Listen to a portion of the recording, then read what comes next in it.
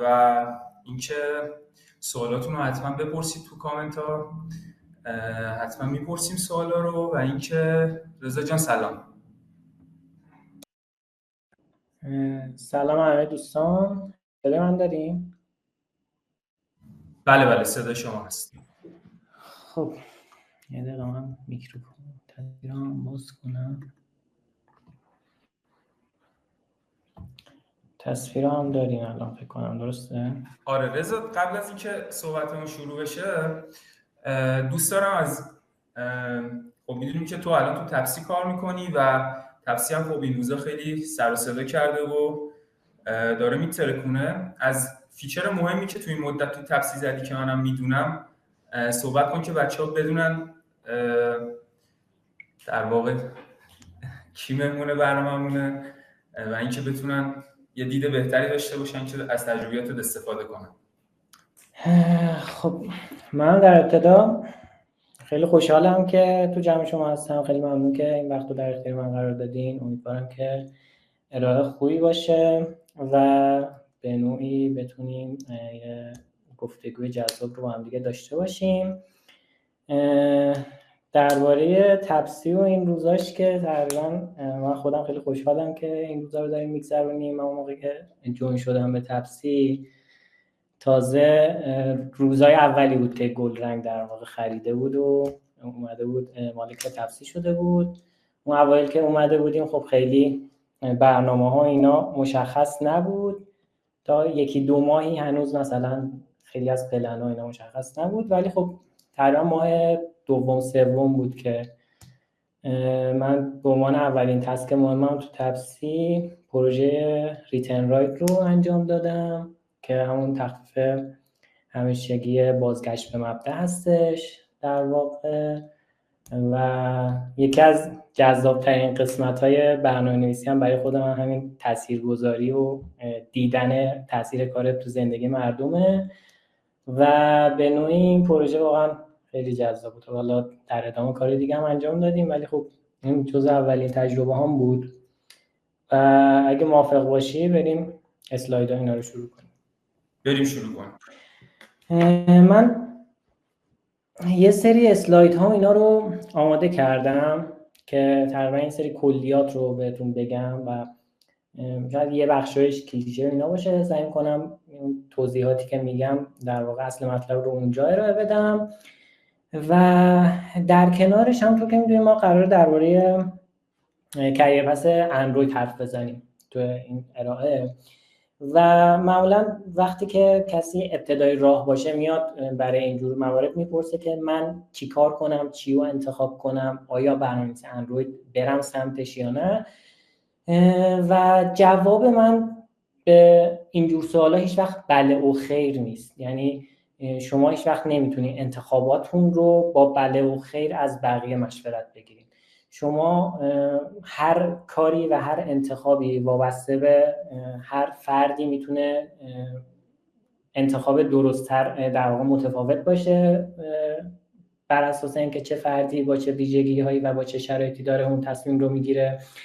و من سعیم همیشه این بوده که اون مسیر رو تا اونجایی که خودم بلدم شفاف کنم برای اون شخصی که حالا مشورت میگیره تا خودش انتخاب کنه. و در واقع شما هم همیشه وقتی ابتدای هر راهی هستین یا در ادامه هر کاری میخواین بکنین سوالتون رو اینجور بپرسین که این مسیری که میخواین انتخابش کنین چه مزایایی داره، چه معایبی داره، چه سختیایی داره، چه شیرینیایی داره و بر اساس اینو بذارین کنار شرایط زندگی خودتون، شرایط کاری، استعداداتون، توانایی‌هاتون و اونجا میتونین در واقع یه انتخاب خیلی خوب رو داشته باشین.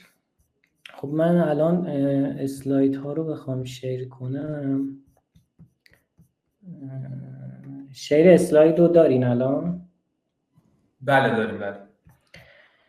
خب ما در ابتدای راه خلاصه ارائه رو آوردم. ما در مرحله اول میخوایم ببینیم که ما با چه اهدافی میتونیم بیایم وارد یادگیری بحث توسعه نرم افزار بشیم که در واقع برنامه‌نویسی اندروید هم جزء بشه. یه سری دلایل کلی رو براش میگیم. در ادامه سافت اسکیل هایی که مورد نیاز هستش تو این راه و از نظر من و از نظر هر کس دیگه تقریبا سافت اسکیل ها به شدت اهمیت بالاتری دارن نسبت به هارد اسکیل ها. به خاطر این زودتر به این موضوع میپردازیم. در ادامه یه سری هارد اسکیل هایی که مختص به برنامه‌نویسی اندروید هست رو خیلی مروری میگیم و با جزئیات بیشترش رو در واقع شما میتونید داخل وب انواع اقسام مقاله‌های مرتبط رو پیدا کنید دربارش. و یه چیزی که من دوست دارم دربارش حرف بزنم رو میگیم در واقع متریک هایی که مهمه برای شرکت های بزرگ توی مصاحبه.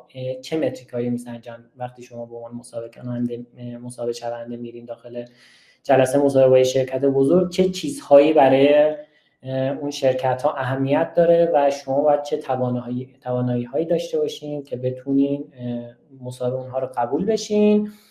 و کریر لدر رو تو تپسی با هم دیگه بررسی میکنیم، اینکه مثلا شما در ابتدای کار با چه مرتبه سازمانی وارد میشین و انتهای کار هم میتونین به چه مرتبه سازمانی برسین. منظور همون جونیور و مید لول و سنیور و این هاست. در مرحله بعدی اینکه چطوری توانایی‌های مهندسی نرم افزار رو در واقع بهبود بدین و هر روز بهترش کنین رو بررسی میکنیم با هم دیگه. و در مرحله آخر هم کارهایی که برای پیدا کردن یک شغل به عنوان یک مهندس نرم افزار باید انجام بدین رو با هم دیگه مرور میکنیم. من صفحه سوالات رو الان ندارم دیگه، ولی در ابتدای یا انتهای هر اسلاید حالا کیارش جان بررسی میکنن سوالات شما رو. اگه نیاز شد میتونین صحبت من قطع کنن در واقع به سوالات هم بپردازیم. یعنی لازم نیستش تا آخر اراس وایسیم برای پرسیدن سوالات. خب این اهدافی که میتونید شما برنامه‌نویسی رو یاد بگیرین یه مقدار بدیهیه. یکی از موارد مهمش اینه که شما میخواین یک کار فول تایم، کار تمام وقت پیدا کنید به عنوان مهندسی نرم افزار و هدف از یادگیری هر حرفه و مهارت دیگه‌ای هم همین میتونه باشه. یعنی شما به عنوان یک کار فول تایم بهش نگاه میکنید که میتونه کریر آینده شما رو تضمین کنه.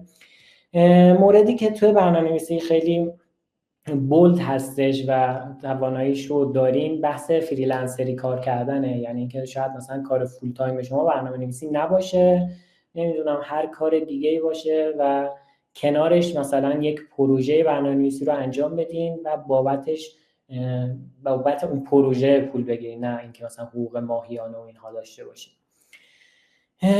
و مورد بعدی وقتیه که شما شاید قصد دارین یک استارتاپ ران کنین، یک بیزینس خودتون رو بزنین و میخواین تو این بیزینس خودتون یک نقشی داشته باشین به عنوان یک مهندس نرم افزار. حالا ممکنه برنامه‌نویس اندروید باشه، بک اند باشه، فرانت اند باشه یا هر بخش دیگه ای از یک بیزینس رو قصد دارین خودتون ایجاد کنین و اینجاست که میتونین در واقع مهندسی نرم افزار رو باز یاد بگیرین برای این موضوع.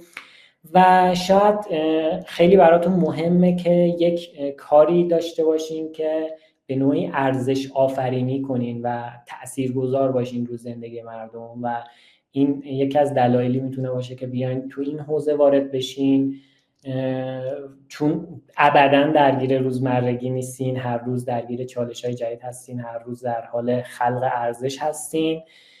و در نهایت هم این روزها و تو این شرایط کشور ما برنامه‌نویسی و مهندسی نرم افزار یکی از گزینه‌های جذاب برای مهاجرت کردن.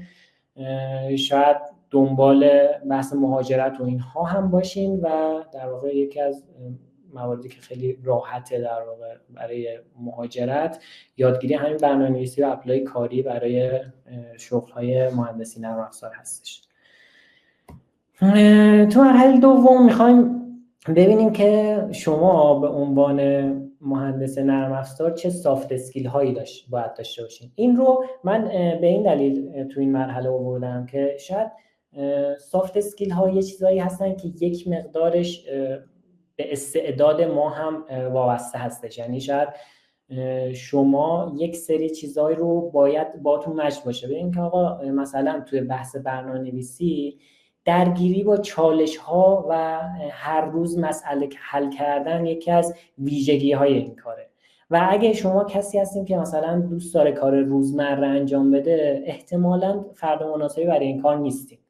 و برعکس اگه واقعا کسی هستین که روزمرگی اذیتش میکنه، مثلا نمیدونم بذارنش یه جا صبح تا شب مثلا یه برگه‌ای رو مهر کنه، واقعا دیوونه میشه تو این حالت. تو این حالت در واقع بحث برنامه‌نویسی و حالا مهندسی برنامه‌نویسی اندروید که جزئی از اون هم یک گزینه جذاب برای شما، چون شما قراره هر روز با انواع اقسام چالش‌ها، باگ‌ها، مشکلات، طراحی‌ها و اینها مواجه بشین و هر روز در واقع مسائل مختلفی رو حل کنید که ما به مجموعه اینها میگیم پرابلم سالوینگ. و در واقع باید این مورد رو داشته باشین یه مقدار و هر روز تو خودتون تقویتش کنید و تنها راه تقویت کردنش اینه که پرابلم های بیشتری رو حل کنید، مسائل بیشتری رو حل کنید، خودتون رو درگیر کنید و با چالش های بیشتری مواجه بشین و اونها رو حل کنید. مورد بعدی این که باید در واقع ذهن منطقی داشته باشین، بتونین داده ها رو آنالیز کنین، بتونین دلایل منطقی بیارین برای کاراتون. و مورد بعدی اینه که باید یک ذهن خلاق داشته باشین. خیلی وقتا شما وقتی یک مسیری رو دارین میرین، یک چالشی رو باهاش برخورد میکنین، اگه خیلی ساده به اون چالش نگاه کنین هیچ وقت نمیتونین راه درستی رو برای گذر از اون چالش پیدا کنین. یه جورایی باید بیاین بیرون از یه فضای بزرگتر نگاه کنین، اصطلاحاً بهش میگن out of the box نگاه کردن، یعنی خارج از چارچوب فکر کردن. و این خارج از چارچوب فکر کردن ها به شما خلاقیت میده، به شما امکان این رو میده که از یک دریچه دیگه به مسائل نگاه کنین و بتونین یک راه حل هایی که شاید به ذهن افراد دیگه که خیلی ساده به اون قضیه نگاه میکنن نمیرسه رو ارائه بدین. مورد بعدی بحث توجه به جزئیاته. توی برنامه‌نویسی اندروید مخصوصا این رو آوردم، شما هم با یو آی درگیر هستین، یعنی یه سری یو آی باید ایمپلیمنت، یو آی همون یوزر اینترفیس دیگه، همون رابط کاربریه در واقع. باید یو آی های مختلفی رو ایمپلیمنت کنین. از اون طرف با معماری نرم افزار درگیر هستین، با دیتابیس درگیر هستین، ارتباط با بک اند رو دارین، کانکورنسی رو دارین و کنار اینها در واقع هم باید یک دید کلی نگر داشته باشین و هم باید به خاطر اون بخش یو آیش یک دید جزئی هم داشته باشین تا بتونین به جزئیات نرم افزارتون هم توجه کنین. مورد بعدی که خیلی اهمیت داره مخصوصا تو زبان برنامه‌نویسی تو حوزه اندروید، چون تو این سالها اندروید خیلی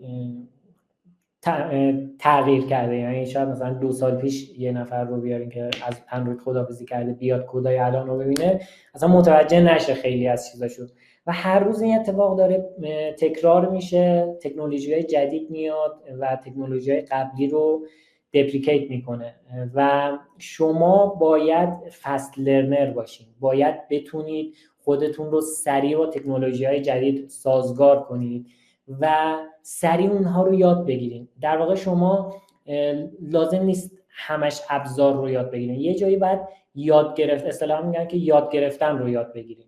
اینکه چطور یه چیز جدید میاد من سریع اونو بفهمم، یادش بگیرم، متوجهش بشم، ازش استفاده کنم و این موضوع هم خیلی اهمیت داره تو کل حوزه نرم افزار، به خصوص تو بحث اندروید. و مورد بعدی اینه که واقعا باید علاقه داشته باشین به این حوزه و من شاید بگم که کسایی که تو هر حوزه موفق میشن علاقه داشتن به اون حوزه یکی از ویژگی‌های اصلیه که دارن.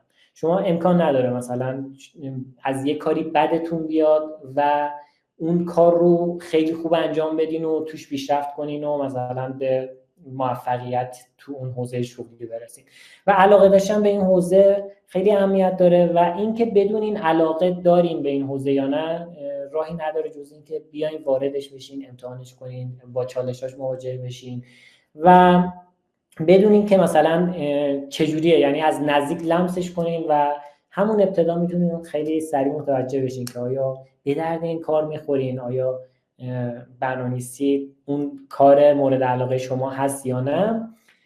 و نکته بعدی اینه که باید به نوعی یک بازیکن تیمی باشین. اصطلاحاً شما به عنوان برنامه‌نویس اندروید قراره با تیمی از برنامه‌نویس‌ها، پروداکت منیجرها، دیزاینرها، بک اند دیولپر، فرانت اند دیولپر، با اینها کامیونیکیت کنین و یک پروژه رو به نوعی جلو ببرین و در واقع اینکه بتونید به عنوان عضوی از یک تیم عمل کنید و توی پروژه ها کمک کنید به جلو بردن پروژه هم نکته خیلی کلیدی هستش.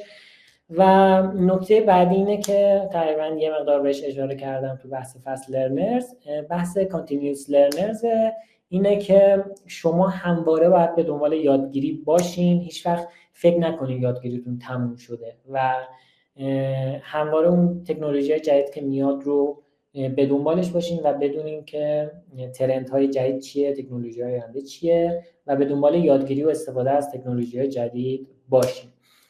و مورد آخر هم که تو اندروید خیلی تقریبا به چشم میاد، بحث صبوری و بردباریه یه جورایی. یعنی مثلا تو اندروید با توجه به تحریمایی که هست مثلا خیلی کار سخت‌تره. یعنی شما سایت دیولپر گوگل رسما تحریم، بارها به خاطر یه چیز الکی، به خاطر وی پی ان و اینها ممکنه ساعت‌ها مثلا به خاطر اینجور موارد درگیر بشین. یعنی که نه، یه باگی مثلا خوردین، از هر جا دارین میرین حلش میکنین، به نتیجه نمیرسین، باید راههای مختلف رو پیدا کنین تا در نهایت مثلا بتونین اون باگ رو برطرف کنین. و این مورد هم در واقع شاید این چند تا آیتم موارد مهمیه که من به ذهنم رسید که شما به عنوان سافت اسکیل باید داشته باشین تا بتونید وارد حوزه مهندسی نرم افزار بشین. مورد بعدی که حالا میخوایم با هم دیگه بررسی کنیم بحث هارد اسکیله. هارد اسکیل در واقع مواردی هستش که شما نیاز به یادگیری دارید، مثلا یک زبان برنامه‌نویسیه، یک معماریه، یک تکنولوژی یو آیه. اینها چیزهایی هستن که اگه شما اون سافت اسکیل ها رو داشته باشین اینها خیلی راحت به دست میاد. یعنی اگه شما فست لرنر باشین راحت میتونید هر تکنولوژی جدیدی که اومد رو یاد بگیرین و ازش استفاده کنین. برای همین من خیلی سریع گذر میکنم از این بخش. میدونین مهمترین زبان برنامه‌نویسی توی اندروید استفاده میشد جاوا بود. یعنی در واقع برنامه‌نویسی اندروید با جاوا شروع شد و در سالهای اخیر کاتلین اومد جایگزینش شد و کاتلین هم شباهت بسیار زیادی به جاوا داره و در نهایت تبدیل به بایت کدهای جاوا میشه وقتی که مثلا میخواد تبدیل بشه به یک اپلیکیشن. اما سینتکس هاش متفاوته با جاوا و زبان به شدت دوست داشتنیه. من مثلا تجربه کار با هر دو تاشون که داشتم واقعا لذت بخش کار کردم با کاتلین. و یکی از مواردی که باید شما در ابتدا یاد بگیرید اینه که زبان برنامه‌نویسی کاتلین رو الان یاد بگیرید. اینکه با جاوا هم آشنا بشین خوبه، اما برای شروع میتونین با کاتلین شروع کنین و در کنارش از در واقع آیدی اندروید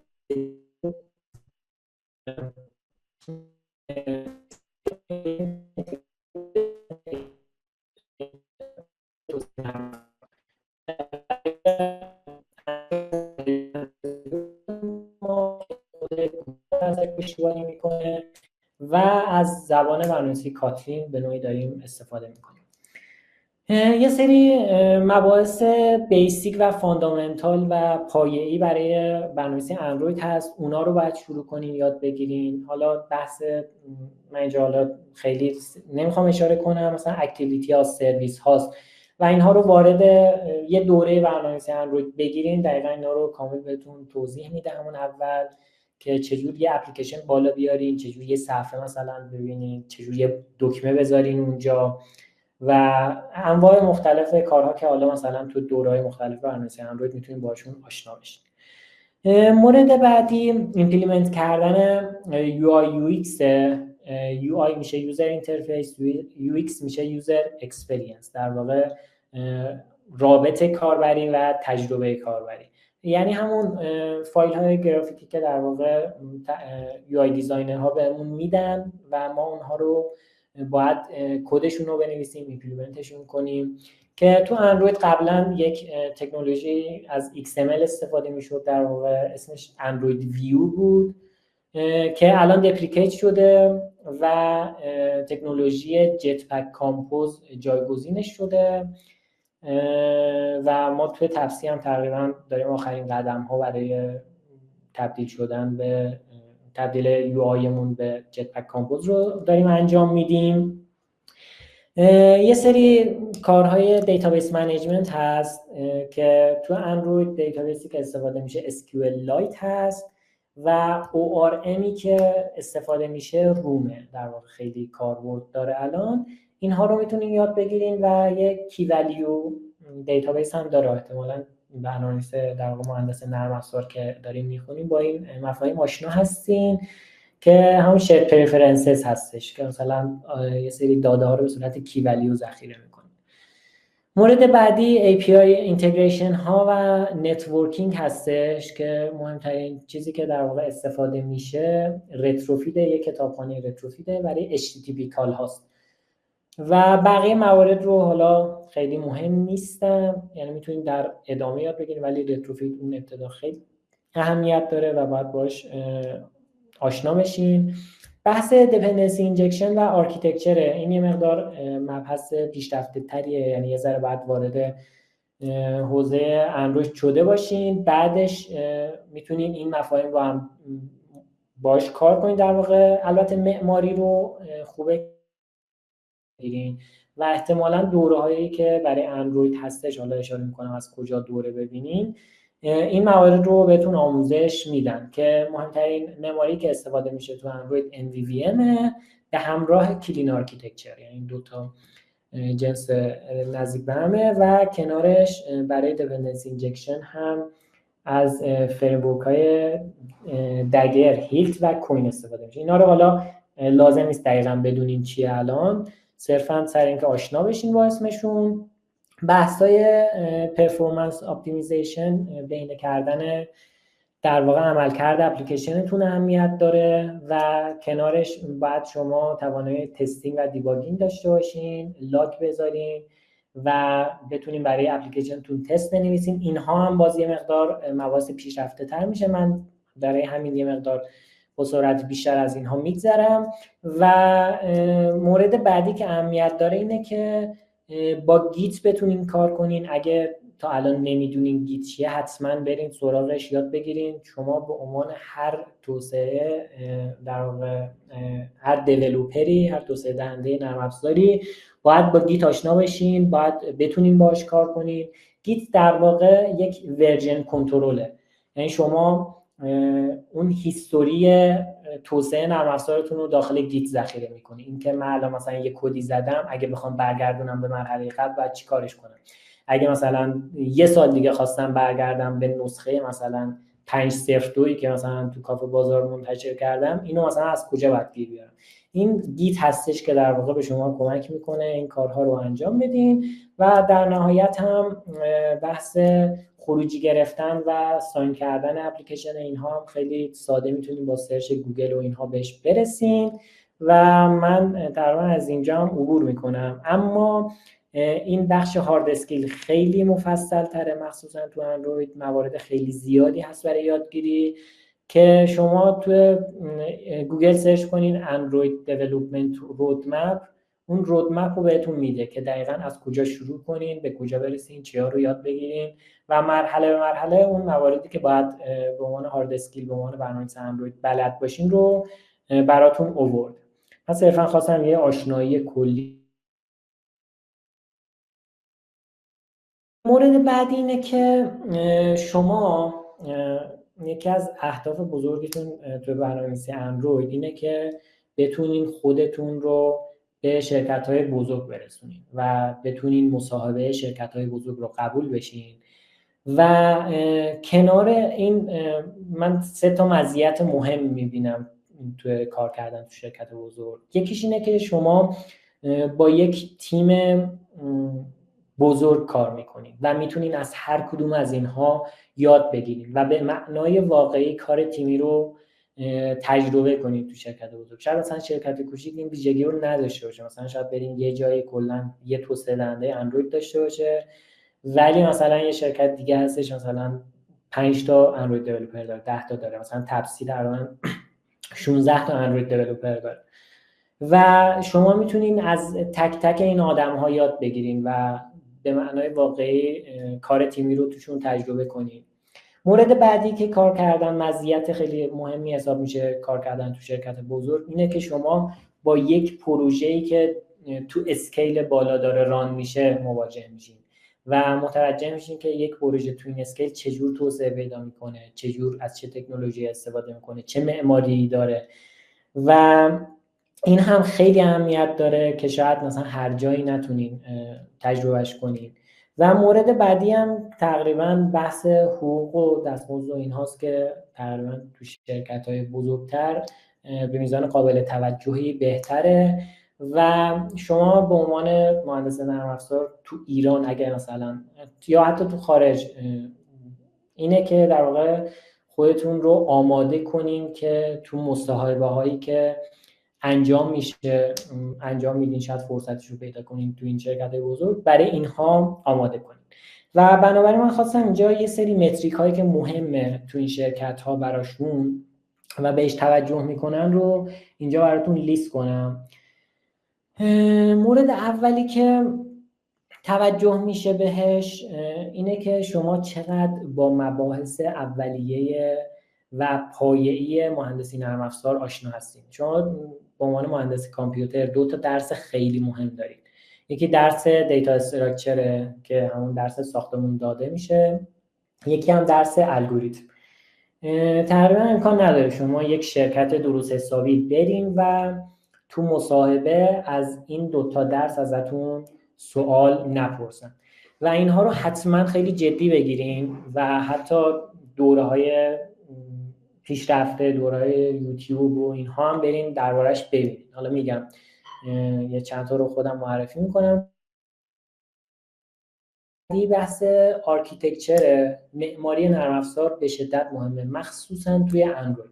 توی اندروید ما فریم ورک خاصی نداریم.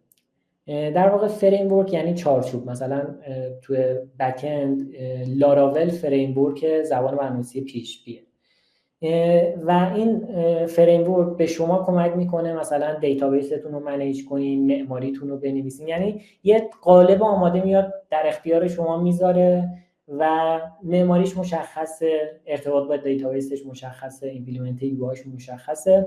اما تو اندروید همچین چیزی وجود نداره و اینکه شما با معماری آشنا باشین خیلی اهمیت داره. اینکه یک معماری بنویسین که در واقع اسکیلبل باشه، تستبل باشه، مینتینبل باشه. اینا رو حالا در ادامه بهش اشاره میکنم که دقیقاً چی هستن.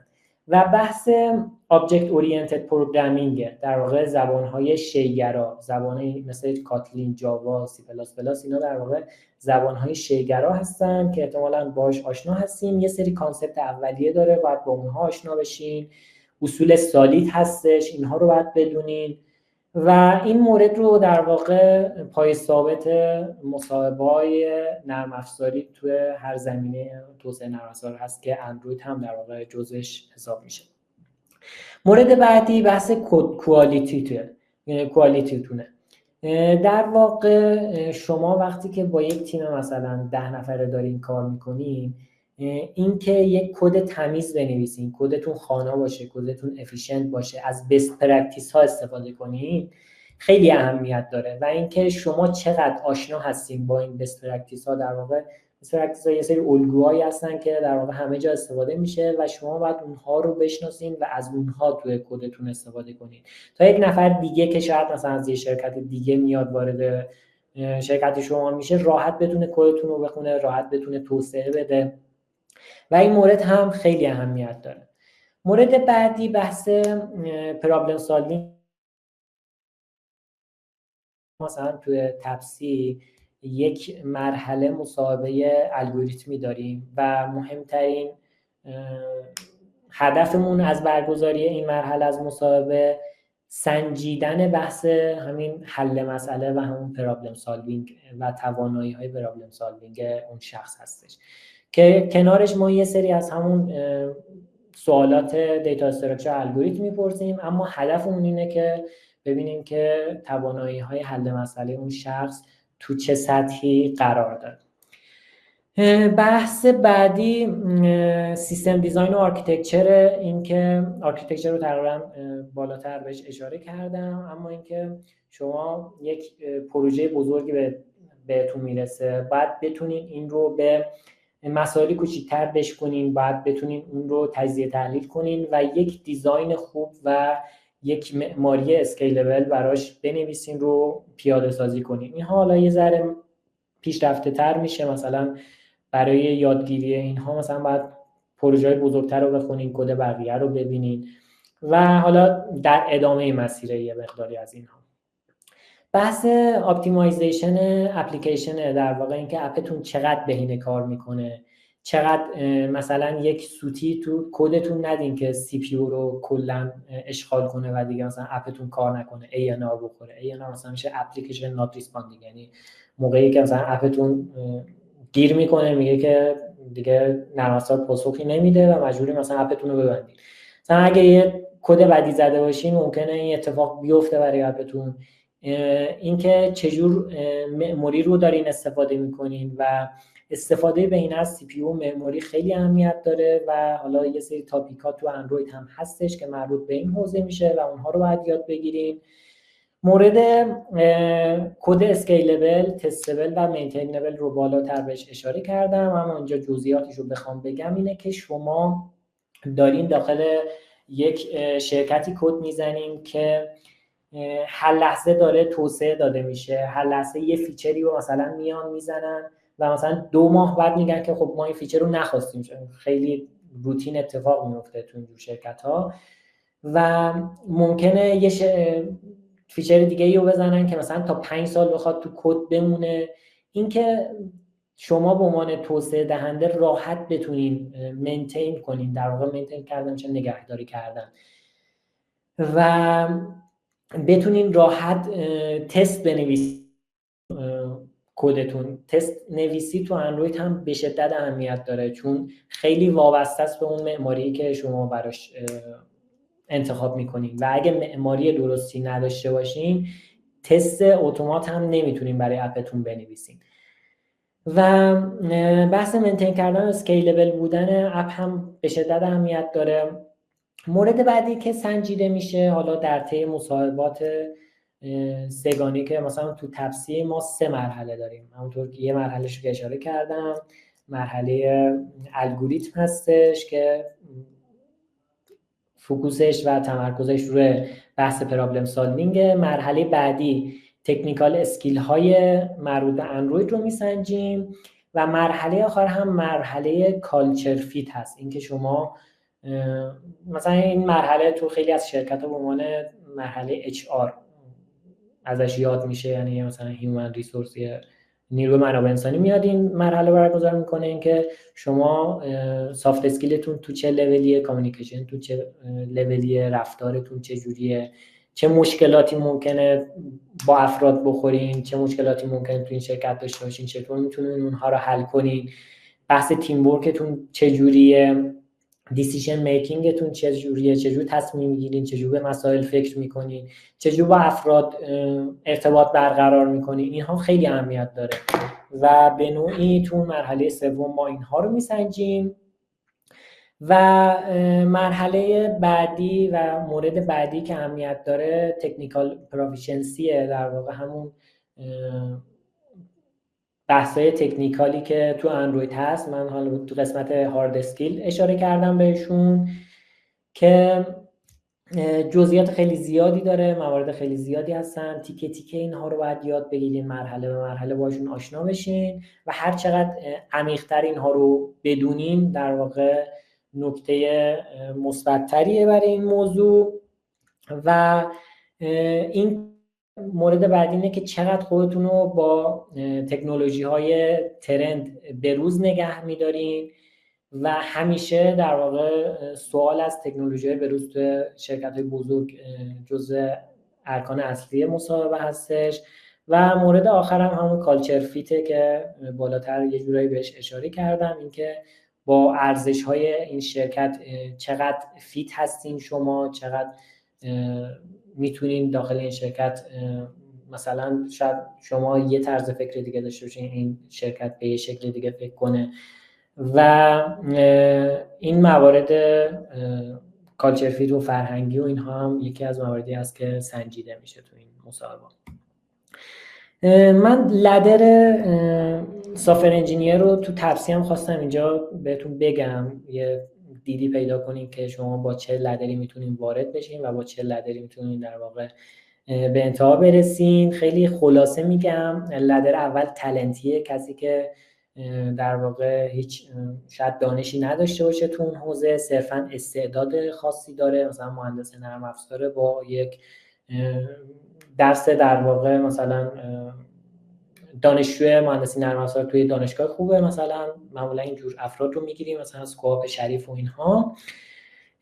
و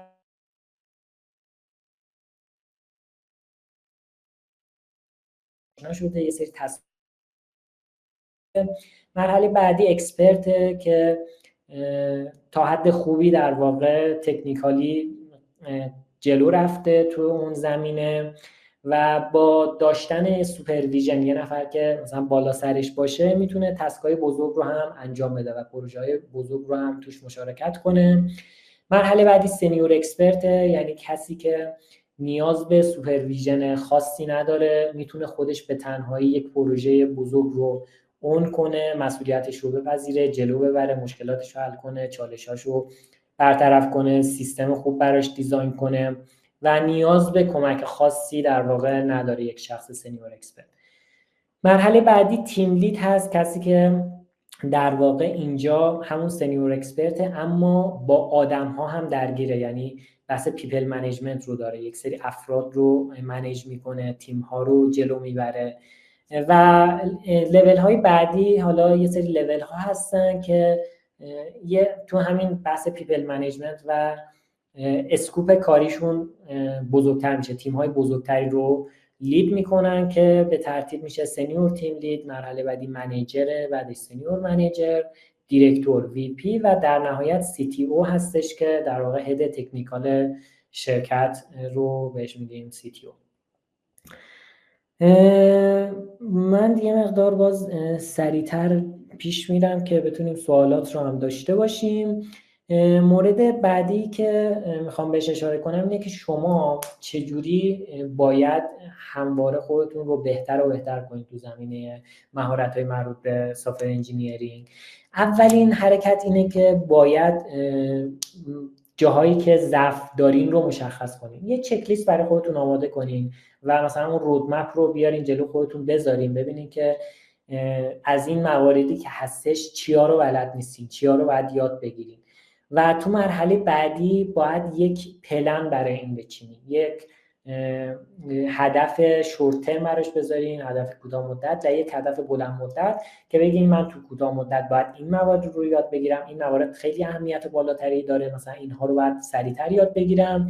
تو مرحله بعدی موارد شاید کم اهمیت‌تر ولی جذابتر رو باید مثلا یاد بگیرین و حتما باید همواره این چک لیستتون خالی نباشه، همواره باید یه موردی باشه که تو اهدافتون باشه برای یادگیری و تو پلنتون بیارین که کی قراره این مورد رو یاد بگیریم و مرحله این موارد رو چک ها رو در واقع چک لیستتون رو تیک بزنین، مواردش رو یاد بگیرین و حتی تو پروژه های واقعی ازشون استفاده کنین. و مورد بعدی اینه که بعد از اینکه این کارها رو کردین میتونین به نوعی پروگرس خودتون رو بسنجین، برین شاید مثلا بتونین راحت مصاحبه بگیرین، حالا یه رزومه آماده کنین و توی مصاحبه عملکرد خودتون رو ببینید که چجوریه، مثلا اون مواردی که خوندین رو چجوری تونستین جواب بدین، یا شاید تو پروژه‌های واقعی اگه مثلا یه تکنولوژی رو خواستین استفاده کنین چجور تونستین ازش استفاده کنین، آیا مشکلی خوردین، چالشی خوردین، اگه چالشی داشتین برین حلش کنین و در واقع اگه بتونین مثلا یه منتور داشته باشین ازش فیدبک بگیرین و در واقع این پیشرفت خودتون رو هی ترک کنین و اهداف بلندتری رو براش تعیین کنین. مرحله بعدی اینه که همواره و به صورت مداوم تمرین کنین، مخصوصا تو بحث برنامه‌نویسی اندروید. شما شاید مثلا به عنوان ابتدای کار خیلی سابقه کاری و اینها نداشته باشین، ولی راحت میتونین بری یه پروژه تستی بزنین، نمیدونم مثلا یه اپلیکیشن یادداشت بزنین، اینو بردارین بزنین کافه بازار، این خودش میشه رزومه برای شما. یا نمیدونم اگه میتونین تو تیم‌های فریلنسری مثلا 4-5 نفری تو دانشگاه تیم تشکیل بدین، بریم پروژه فریلنسری بگیرید و اینها کاریه که مثلا خیلی راحت‌تر میتونی انجام بدی. شما مثلا قبول شدن تو مسابقه یه مقدار سخت‌تر باشه، اما اینکه یه اپی خودتون بنویسین بذارین کافه بازار هیچ سختی نداره، یعنی هیچ کس قرار نیست جلوتون رو بگیره و این کارها رو حتما انجام بدین. و اینکه از اون تکنولوژی جدیدی که یاد گرفتین، از اون موارد جدیدی که خوندین حتما استفاده کنین تو پروژه هاتون و اونها رو آزمایش کنین، ببینین که مثلا چجور میتونین ازشون استفاده کنین. و مورد بعدی اینه که از آنلاین ریسورس ها استفاده کنین. واقعا انقدر مباحثی که توی اینترنت هست عمیق و کامل هسته، شما شاید نیاز به کمک هیچ کسی نداشته باشیم. من خودم مثلا خیلی از دوره‌های یودمی استفاده میکنم که تو سایت‌های ایرانی خیلی راحت میتونید دانلودش کنین. دوره‌های یوتیوب هستش، سایت مدیوم هستش و جدیداً چت جی پی تی و دیپسیک فوق‌العاده‌ان برای یادگیری موارد. یعنی مثلا میتونی یه موضوعی رو بگین توضیح بده، هر جایش رو که متوجه نشدین ازش بخواین که بیشتر و بیشتر توضیح بده و به فارسی اگه انگلیسیتون خوب نیست میتونید به فارسی بپرسین و من کامل پیشنهاد میکنم که اصلا فارسی سرچ کردن، فارسی پرسیدن، فارسی فیلم دیدن رو بذارین کنار و حتما روی انگلیسی کار کنین. یعنی اگه انگلیسیتون ضعیفه یه مقدار نمیتونین فیلم ببینین، اول موازی در واقع انگلیسیتون تقویت کنین و کم کم سعی کنین که تمام منابعی که میخونین انگلیسی باشه.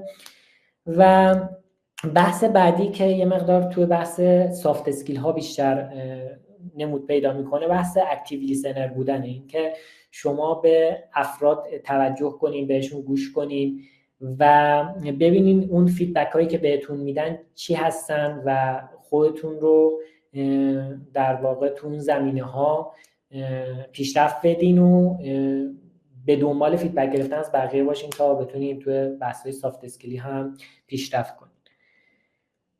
و مورد بعدی این که برای پیدا کردن جاب و پیدا کردن کار ابتدا برین. من مثلا خودم اون موقع که دنبال کار بودم اولش رفتم مثلا 10 تا جاب دیسکریپشن اندروید دیولپر رو باز کردم که ببینم اینا چی میخوان. یک شرکتی که مثلا آگهی شغلی زده برای اندروید دیولپر به چه تکنولوژی نیاز داره، چه توانایی‌هایی نیاز داره و تک تک این آیتم‌ها رو من نوشتم و چک لیستم اینجوری پر کردم و دقیقاً اومدم برنامه چیدم که اون مواردی که حس کردم مهمتره، اون مواردی که اهمیتش بالاتر بود، تکرارش بیشتر بود رو توی مدت کوتاه‌تری براش پلن کردم که اونها رو یاد بگیرم و برای موارد پیشرفته تر هم توی طولانی مدت پلن گذاشتم که اونها رو در واقع یاد بگیرم تا بتونم آماده کنم خودم رو برای کار کردن داخل این شرکت ها.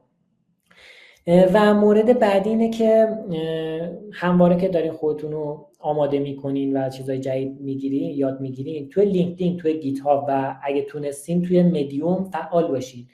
مثلا یه پروژه‌ای رو میزنین توی گیت هاب، پستش رو توی لینکدین بذارین و داخل لینکدین کانکشن بزنین. کانکشن یکی با افرادی که منابع انسانی هستن و یکی افراد فعال تو اون حوزه. مثلا اگه اندروید دیولپر هستین، هر اندروید دیولپری رو که پیدا کردین باهاش کانکشن بزنین و کنارش هر منابع انسانی رو که تو هر شرکت تکی و در واقع اندروید میگیره حتما بریم باهاشون کانکشن بزنین و پروژه‌ای که انجام میدین رو داخل لینکدین پست بذارین. من خودم اولین کاری که پیدا کردم رو از طریق همین لینکدین و پست گذاشتن و فعال بودن و اینها پیدا کردم. مرحله بعدی اینه که حالا با توجه به این پروژه‌ای که انجام دادین احتمالاً مثلا همونطور که گفتم شاید سابقه کاری نداشته باشین، ولی با همین مواردی که گفتم میتونین پروژه‌تون رو پر کنین، رزومتون رو پر کنین، رزومه بسازین. و یه توضیح خیلی کوتاه درباره رزومه هم بخوام بدم، یه مقدار تایممون هم داره تموم میشه، ولی اینه که حتما باید رزومتون مرتبط باشه. هیچ گزینه غیر مرتبطی نباید داخل رزومتون باشه. و برای نوشتن رزومه هم میتونید تو اینترنت سرچ کنین، بات‌های زیادی هست، مطالب زیادی هست که در واقع رزومه خوب چه ویژگی‌هایی باید داشته باشه. یه رزومه خوب رو آماده کنین و در مرحله بعد این نکته خیلی مهمه، اینه که اول برای کارهایی که شانس کمتری دارین اپلای کنین. شاید یه سری شرکت ها باشه مثلا آقا 50 کیلومتر باهاتون فاصله داره، خودتون دوست ندارین اون شرکت برین، اول برای این شرکت ها بفرستین. یا اینکه آقا یه شرکتی هست مثلا یه شرکت بزرگیه که شانس کمی دارین تو مسابقه قبول بشین، اول برای این شرکت هایی که یا از طرف شما احتمالش کمه برین داخل این شرکت، یا از طرف اونا احتمالش کمه که مثلا شما رو قبول کنن، اول برای این آگهی ها اپلای کنین و ببینین که مثلا شاید اگر رزومتون اصلا اکسپت نمیشه، احتمالاً رزومتون یه مشکلی داره، سعی کنین رزومتون رو بهتر کنین. و اگه به اکسپت شد، به مصاحبه رسیدین، خودتون رو تو مصاحبه بسنجین، ببینین که چجوری عمل کردین، چجوری بودین داخل مصاحبه و اون موارد نقاط ضعفی که داشتین رو دوباره اضافه کنین به اون چک لیستتون و همواره دنبال یادگیری اون موارد باشین. و بر اساس همین مرحله بعدی در واقع میشه بر اساس همین فیدبک هایی که تو مصاحبه میگیرین، تو اکسپت شدن رزومتون میگیرین، رزومتون رو بهتر کنین، توانایی خودتون رو بهتر کنین و در نهایت اون مواردی که شانس بالاتری دارن رو تارگت کنین و به نوعی برای اونها رزومه بفرستین. این مورد که یک جا مثلا وقتی رزومتون آماده شد همه آگهی شغلی ها رو نرین رزومه بفرستین خیلی اهمیت داره. حتما به همین طریق اقدام کنین که ابتدا برای اون که شانس کمتری داره، بعد فیدبک بگیرین و بعد برای اون مواردی که شانس بیشتری داره، یعنی هم توانایی شما با اونها مچه، همینی که احتمال اونی که تو اینترویو قبول بشین هستش.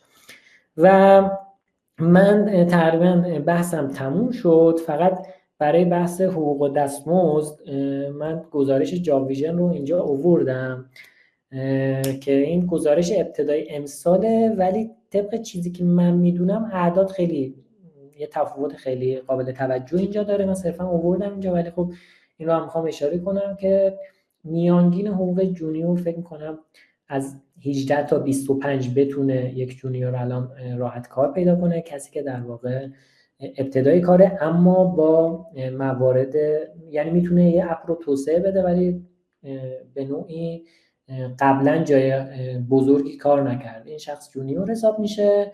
و رقمی که شاید باشه مثلا بین 18 تا 25 من فکر میکنم موقعیت شغلیاش برای امسال باشه، حالا سال بعد ممکنه یه مقدار بیشتر هم بشه.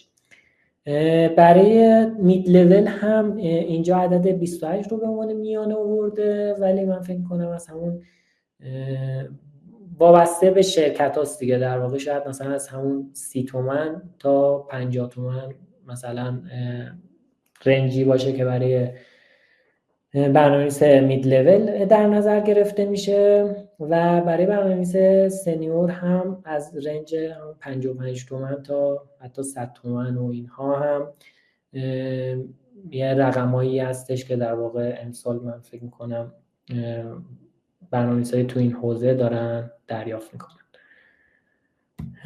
و خیلی ممنون که تا اینجا همراه بودین. من خیلی پرحرفی کردم، سعی کردم موارد رو هم خیلی سریع بگم. این هم راه‌های ارتباطی با بنده هستش. الان در واقع منتظرم که اگه سوالی چیزی هستش با هم دیگه مرور کنیم.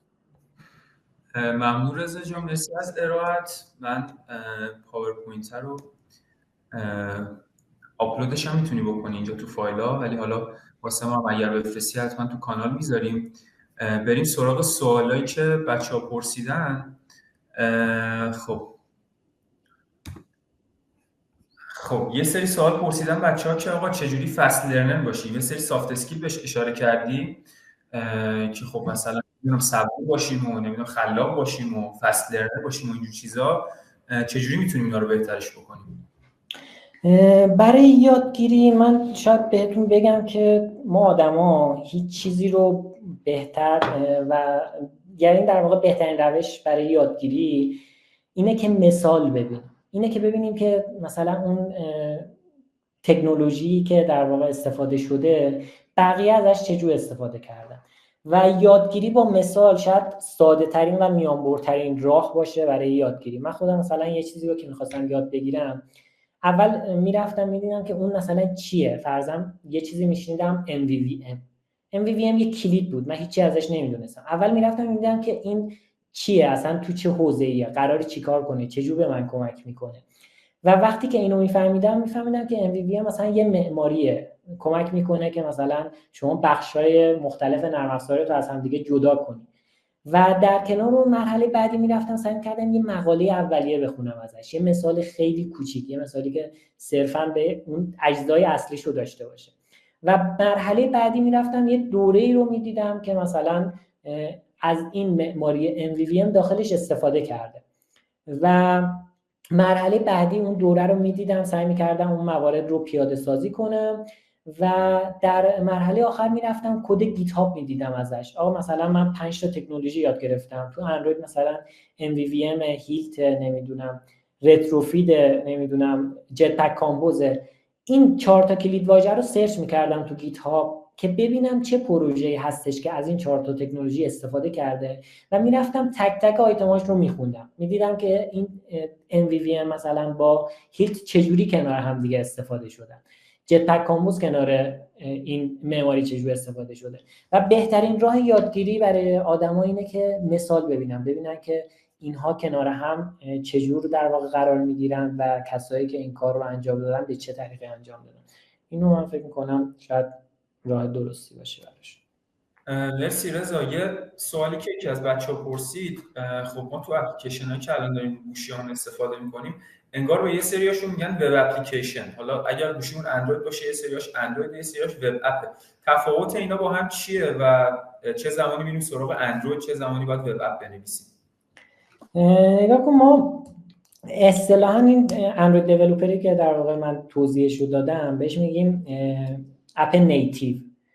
اپ نیتیو در واقع اون توسعه‌ایه که توسط گوگل پشتیبانی میشه و در واقع گوگل داره ازش پشتیبانی میکنه، همواره داره توسعهش میده و ما اپ نیتیو رو الان با زبان برنامه‌نویسی جاوا و کاتلین انجام میدیم. اما کنار این یه سری وب اپلیکیشن ها هستن که زبان برنامه‌نویسی که ازشون استفاده شده زبان برنامه‌نویسی در واقع جاوا اسکریپت احتمالاً و از فریمورک های مثلا ریاکت نیتیو، ویو جی اس و اینها استفاده کردن و صرفاً برای اپلیکیشن اندرویدی نیست. یعنی در واقع بقیه مثلا iOS رو در واقع میتونین یه وب اپ رو داخل iOS بالا بیارین و همون رو تو اندروید هم میتونین بالا بیارین. یه جورایی کراس پلتفرم هستن وب اپلیکیشن ها. و جدیداً خب مثلا توسعه مثلا شاید میگن که اندروید داره میره کنار، مثلا وب اپ داره جاش میاد و اینها. توی ایران شاید بعضی از شرکت ها این کار رو دارن انجام میدن، یعنی چون توسعه اندروید براشون یه مقدار هزینه بره ترجیح میدن که یک وب اپلیکیشن بنویسن که کنارش هم اپ iOS داشته باشن، هم اپ اندروید داشته باشن، هم تو وب بیاد بالا اپشون. ولی خب شما وقتی اپ نیتیو می‌نویسین صرفاً توی اندروید میاد بالا. ولی خب مزایا و ویژگی‌هایی که اپ نیتیو داره یکی اینه که سرعتش به شدت بالاتره و یوزر تجربه خیلی بهتری داره و تقریبا شما هر شرکت پیشرویی رو تو بازار ببینین اپ نیتیو میزنن برای خودشون، چون تجربه کاربر براشون اهمیت داره. اگه شما تارگتتون اینه که توی شرکت بزرگ کار کنین خیلی نگران این موضوع نباشین، چون من فکر می‌کنم شرکت‌های بزرگ همیشه براشون تجربه کاربر براشون مهمه و در واقع سعی می‌کنن که یک اپ نیتیو برای پروژهشون داشته باشن. رضا یه سوالی که بچه‌ها پرسیدن منابع آموزشی رو گفتی یه سریاشو بهشون اشاره می‌کنی. حالا لینک و اینا میتونی بفرستی واسهشون که برن یاد بگیرن؟ من لینک رو اینجا ندارم، حالا به شما میدم تو کانال قرار بدین، ولی برای بحث دیتا استراکچر و الگوریتم به خصوص من دوره ماش همدانی رو دیدم تو یوتیوب. در واقع یه دوره کامل درباره دیتا استراکچر و الگوریتم داره، انگلیسی، به زبان انگلیسیه، خیلی کامل توضیح میده و مثلا من بعد از دیدن این دوره، یعنی تقریبا اکثر سوالات مسابقات الگوریتم رو به راحتی تونستم جواب بدم. اینو حتما پیشنهاد میکنم ببینین. یه دوره‌ای هم هستش خود دوباره ماش همدانی داره به اسم دیزاین پترن ها. این یه مقدار پیشرفته تره، یعنی وقتی که حالا زبان برنامه‌نویسی رو یاد گرفتین، فریم ورک رو یاد گرفتین، کم کم برین با مباحث پیشرفته تر آشنا بشین که یکیشون همین دیزاین پترن ها هستش که اون هم دوباره ماش همدانی یه دوره خوب ازش داره و اینها هم من بعد اینکه نگاه کردم تونستم کامل متوجهش بشم و تو پروژه‌ام استفاده کنم، تو مسابقه به سوالاتش جواب بدم. حالا برای اندروید و اینها من راستش توی یودمی سرچ میکنم، مثلا همین جور که گفتم میخوام مثلا 5 تا تکنولوژی کنار هم یاد بگیرم، میرم یه دوره‌ای رو پیدا میکنم که این 5 تا تکنولوژی رو توش آموزش داده باشه و اون رو میام میبینم، اون قسمت‌هایی که بلد نیستم رو یک بار مرور میکنم، اگه نیاز باشه کدش رو میزنم و در واقع دورای یودمی رو تو سایت ایرانی هم خیلی راحت میتونید دانلود کنید. اگه تو سایتش پیدا کنید همون رو فارسی بزنید دانلود فلان، راحت چند تا سایت براتون بالا میاره که اون دوره رو دانلود کنید. ممنون از حالا اینکه بچه‌ها اسم دوره رو دوباره پرسیده بود. دیزاین پترن ماش همدانی، الگوریتم دیتا استراکچر ماش همدانی، درسته؟ بله. خیلی هم عالی. یکی دیگه بچه‌ها پرسیده که زمان حرفه‌ای شدن توی اندروید چقدر؟ اگه امروز شروع کنیم چقدر طول می‌کشه یه اندروید دیولپر حرفه‌ای باشیم؟ این خیلی از فرد به فرد متفاوته، یعنی بستگی داره که شما چه بیسی دارین، چه توانایی‌هایی دارین. مثلا اگه یک نفر که مثلا علوم انسانی خونده بخواد این کارو شروع کنه یه مقدار طول میکشه، اونی که مهندس کامپیوتر بوده مثلا قبلا بک اند کار بوده یه مقدار طول میکشه و در کنار اینکه چقدر تلاش میکنین اهمیت داره و از طرفی باید متد یادگیری خودتون رو هم یاد بگیرین. اگه میبینین واقعا کسی هستین که نیاز دارین یه منتور بالا سرتون باشه یا مثلا باید یه دوره حضوری برین، از این دوره حضوری برین شرکت کنین. من حالا چند تایی هستن، کوئرا و مکتب شریف و نمیدونم یه مورد دیگه هم بود رهنما کالج و اینا، نمیدونم دوره اندروید دارن یا نه، ولی در واقع به صورت بوتکمپ اینا معمولا دوره اندروید برگزار میکنن، منتور بالا سرتونه و شاید از اینا مثلا میتونین استفاده کنین. اگه شخصی هستین که خودتون راحت میتونین یاد بگیرین، من ترجیحم اینه که و پیشنهادم اینه که خودتون برین سراغ چیز، دقیقاً با همین متدایی که گفتم، مواردی که اشاره کردم، اون چک لیستتون رو آماده کنین و اون مراحلی که گفتم برای پیدا کردن کار رو طی کنین و شاید بین 6 ماه تا 1 سال یا حتی اگه مثلا بیس قوی تری دارین زیر 6 ماه هم بتونین به عنوان یک جونیور اندروید دیولپر شروع به کار کنین، هیچ تجربه کاری ندارین. مرسی رضا. چون به یودمی هم اشاره کردی، من اسمش اونجا واسه بچه‌ها نوشتم. دوره‌اشو میتونید برید تو خود سایت اصلیش سرچ کنید اون دوره که میخواید رو پیدا کنید، بعد کافیه تایتل اون ویدیو رو برید تو سایت‌های ایرانی که دوره‌های یودمی و حالا بعضن رایگان یا با قیمت خیلی کمتر میذارن پیدا کنید. و یکی از بچه‌ها بحث مدرک رو پرسیده که آیا مهمه مدرک کامپیوتر؟ فکر کنم تو بهترین کسی باشی که اینو بخوای. راستش من شاید حالا توی پوسترهای دوره دید باشین، من مهندسی شیمی خوندم توی کارشناسی و اینجوری بود که تو دبیرستان با برنامه‌نویسی آشنا شدم، خیلی بهش علاقه‌مند شدم، ولی کنارش من شیمی رو هم دوست داشتم و تصمیمم دقیقا همین بود که آکادمیک برم شیمی بخونم و برنامه‌نویسی رو با توجه به اینکه خودم میتونم یاد بگیرم در واقع خودم برم یاد بگیرم، یعنی صرفاً وابسته به دانشگاه اینها نباشم. شاید خیلی تصمیم 100% درستی نبود، یعنی اینکه برم مهندسی کامپیوتر بخونم قطعاً یه سری بیسیک‌ها و موارد بهتری میتونست منو آشنا کنه باشون، اما مدرک کامپیوتر الان واقعا اهمیت نداره به اون شکل. یعنی شما میتونید کاری بکنین که این ضعف شما رو پوشش بده، یعنی به عنوان یک ضعف هستش. شما اگه کامپیوتر خونده باشین و کامپیوتر دانشگاه خوب خونده باشین قطعا مزیت خیلی مهمیه. ولی اگه این مورد رو ندارین، با تلاش مضاعف و در واقع مواردی که گفتم و اون چیزهایی که میگین شرکت ها نیاز دارن بهش رو اگه بتونین خودتون یاد بگیرین، نه مدرک تحصیلی هم اهمیتی نداره. آخرین سوال رو رضا بچه‌ها پرسیدن که ما دوست داریم برنامه‌نویس موبایل بشیم، اندروید بزنیم یا آی او اس بزنیم یا بریم این کراس پلتفرم فریم ورک ها رو یاد بگیریم مثل ریاکت نیتیو و فلاتر و چیزای دیگه؟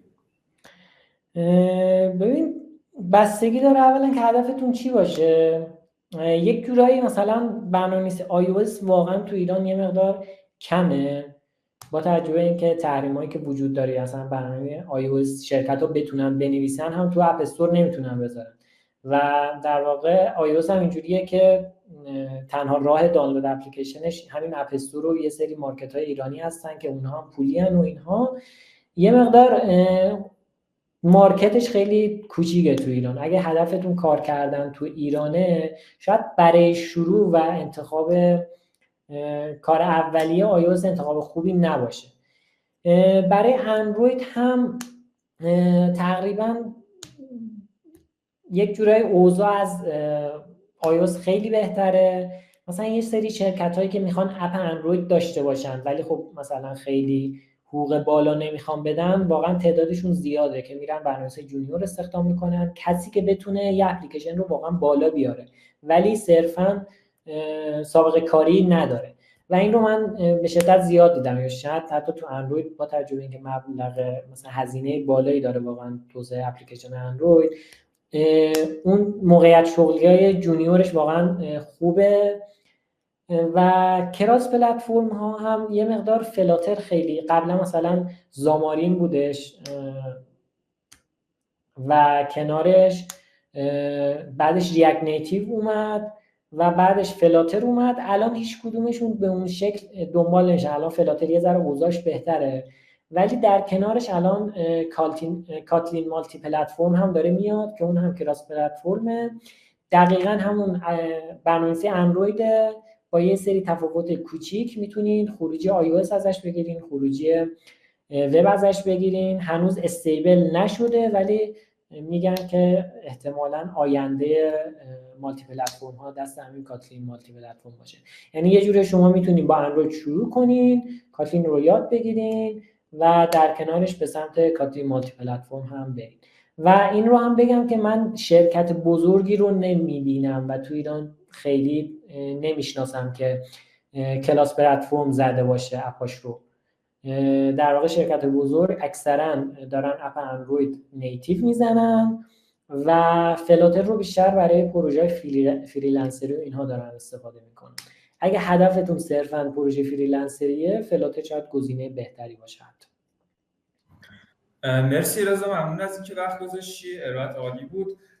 بچه‌ها ارائه فردا شب رو اصلا از دست ندید. بحث AI رو داریم و فرانت اند انجینیر اسنپ رو قراره که داشته باشیم.